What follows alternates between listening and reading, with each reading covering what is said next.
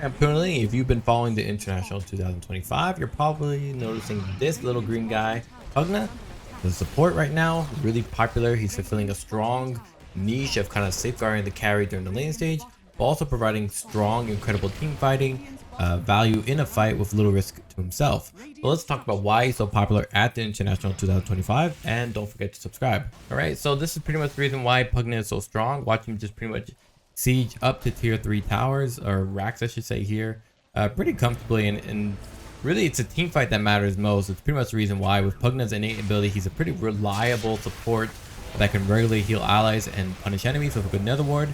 And here it is, the range of his life drain with his Oblivion Savant innate ability means you can cast any item or ability while you're life draining and it will not cancel the life drain. So a pretty popular combo you see with, like, let's say Glimmer Cape. Glimmer Cape gives you that maneuverability that you want, but also what's really nice about Glimmer Cape is that when you're life draining, it's taken away from the Glimmer Cape magic barrier first before your own health. And on top of that, you can also go items like, let's say, Blink Dagger. It can be used to avoid damage or interrupts, or you can use Blink to kind of reposition, right? If you're a little bit too close to your ally as they move back, you Blink a little further back, or if they're moving up, you don't want to lose that life drain connect, then you could Blink forward, or you're just looking to hide again in the trees for some nice shade.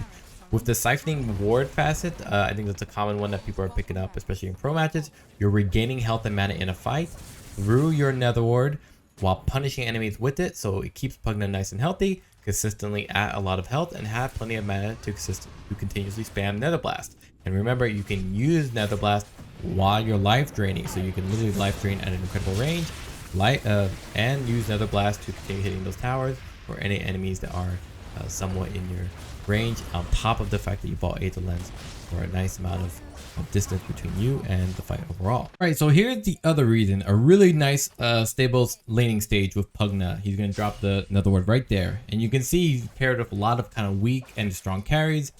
Heroes like Nature's Prophet, Ursa, Sven, or even Luna.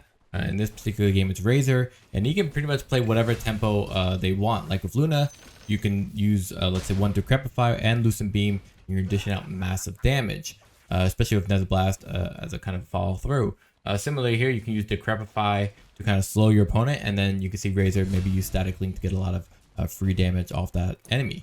Or let's say with Sven, as a good example, you're regularly just keeping the enemies at bay, so the carry can safely farm uninterrupted.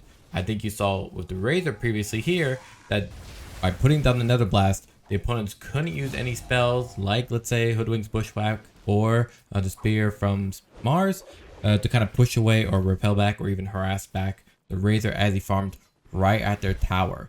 It's really nice to be able to use a Nether Blast both to heal yourself, but also as a way to kind of repel enemies back and be able to harass them freely. They try to go for that Nether Ward. You have a pretty high attack range as Pugna and a fast movement speed, so he's tough to kind of outmaneuver. He's tough to kind of play around without being able to use your spells, else you get punished for it, and if done well. And finally, the Nether Blast also punishes anyone who tries to commit on him. So really, you're kind of shifting the laning stage into Pugna and, let's say, Razor or any other hero in that regard, into a very stable lane. So it kind of widens out the draft for a lot of great teams and a lot of great drafts for that matter.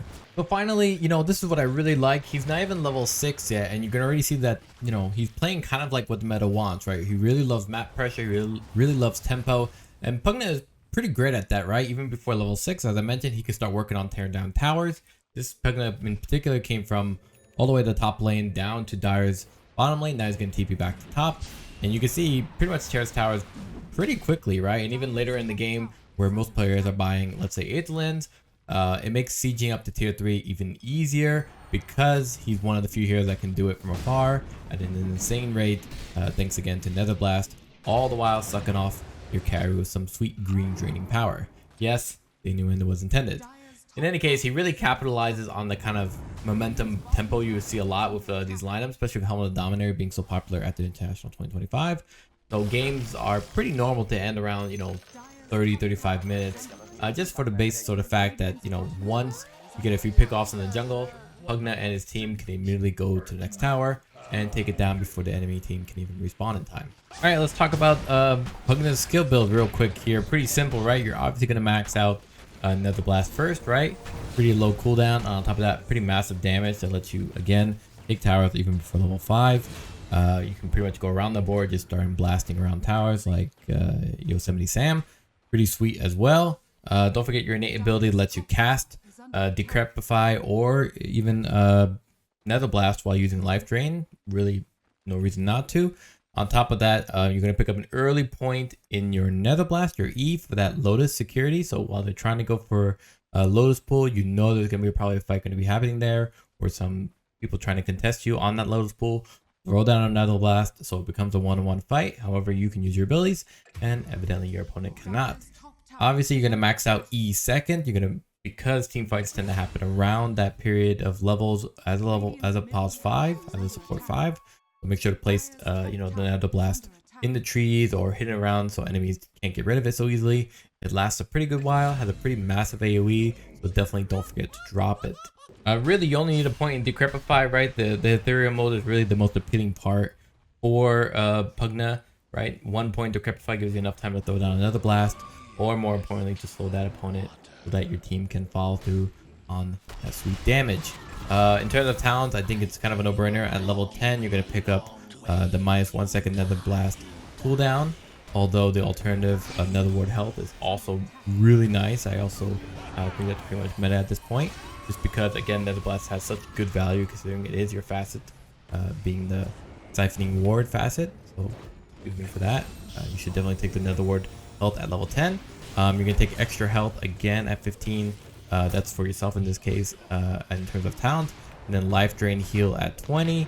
And finally at 25, you're going to take Nether Ward damage per mana at 25, because it lets you scale up in terms of output as the game gets extremely late. I don't know if you're ever going to hit level 25 as Pugna, but if you are, definitely pick the left talent in that regard.